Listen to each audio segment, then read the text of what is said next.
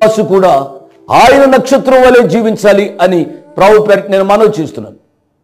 యోహాను భక్తుని గురించి వ్రాయబడిన మాట ఏమిటనగా, యోహాను భక్తుడు మండుచున్న ప్రకాశించు దీపం, మండుచున్న ప్రకాశించు నక్షత్రం. యోహాను గారి యొక్క జీవితం, నీ నా మన యొక్క జీవితాలు కూడా ఒక నక్షత్రం వలె ప్రకాశించాలి అని ప్రభు పేరిట నేను మనవి చేస్తున్నా.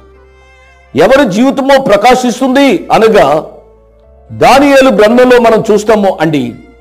దానియేలు గ్రంథము 12వ అధ్యాయము 3వ వచనంలో చూసినట్లయితే, బుద్ధిమంతులైతే ఆకాశ మండలములోని జ్యోతులను పోలిన వారై ప్రకాశించెదరు. నీతి మార్గమును అనుసరించి నడుచుకున్నట్లు ఎవరు అనేకులను త్రిపుదురో వారు నక్షత్రముల వలె నిరంతరమును ప్రకాశించెదరు. ఎవరు నక్షత్రాల వలె నిరంతరము ప్రకాశిస్తారు అనగా